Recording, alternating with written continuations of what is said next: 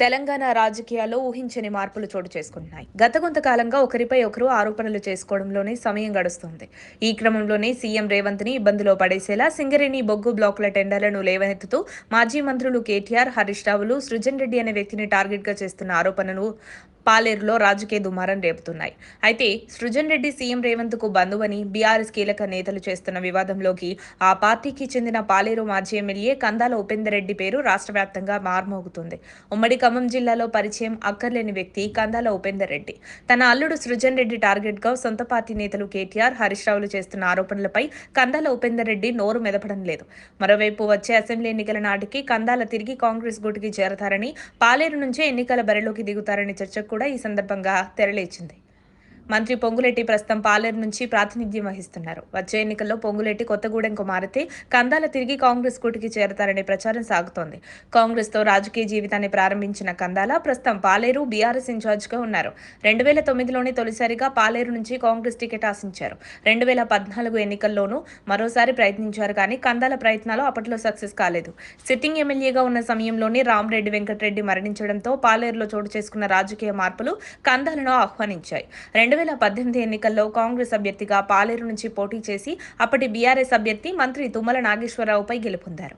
అయితే ఆ తర్వాత నియోజకవర్గ అభివృద్ధి పేరుతో కందాల బీఆర్ఎస్ చీఫ్ కేసీఆర్ సమక్షంలో నాటి అధికార తెరాసలో చేరారు. మళ్లీ గత అసెంబ్లీ ఎన్నికల్లో పాలేరు నుంచి బీఆర్ఎస్ అభ్యర్థిగా పోటీ చేసిన ఉపేందర్ రెడ్డి కాంగ్రెస్ అభ్యర్థి పొంగులేటి శ్రీనివాసరెడ్డి చేతిలో ఓటమి పాలయ్యారు.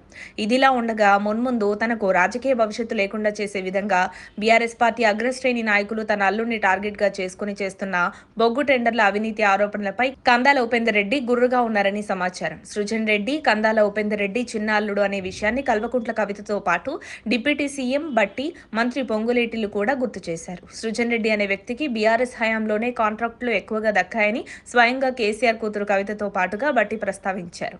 అయినప్పటికీ అటు కేటీఆర్, ఇటు హరీష్ రావులు సృజన్ రెడ్డి సీఎం రేవంత్ రెడ్డి బామ్మర్ది అంటూ కందాల ఉపేందర్ రెడ్డి అల్లుడినే ప్రధాన అస్త్రంగా ఎంచుకుని సీఎంపై ఆరోపణలు గుప్పిస్తుండడంపై రాజకీయ వర్గాల్లో భిన్నాభిప్రాయాలు వ్యక్తమవుతున్నాయి. ఇదంతా కందాలను ఇరకాటంలో పెట్టేందుకే వారిలా ప్రవర్తిస్తున్నారనే అనుమానం కలగ్గా ఈ క్రమంలోనే వచ్చే అసెంబ్లీ ఎన్నికల నాటికి కందాల తిరిగి కాంగ్రెస్ గుట్టుకి చేరతారని, పాలేరు నుంచే ఎన్నికల బరిలోకి దిగుతారనే చర్చకు దారితీసింది.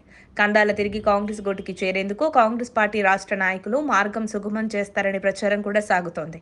అయితే ఈ వార్తలపై సోషల్ మీడియా వేదికగా స్పందించిన కందాల ఉపేందర్ రెడ్డి సోషల్ మీడియాలో నేను పార్టీ మారుతున్నట్లుగా వస్తున్న వార్తలన్నీ పూర్తిగా అవాస్తవం.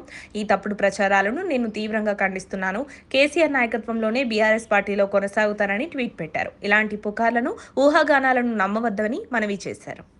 మరిన్ని అప్డేట్స్ కోసం మా కాయ్ టీవీని సబ్స్క్రైబ్ చేసుకోండి. మా వీడియో కనుక మీకు నచ్చినట్లయితే లైక్ చేయండి, షేర్ చేయండి. మీ విలువైన అభిప్రాయాలను కామెంట్ బాక్స్లో తెలియజేయండి.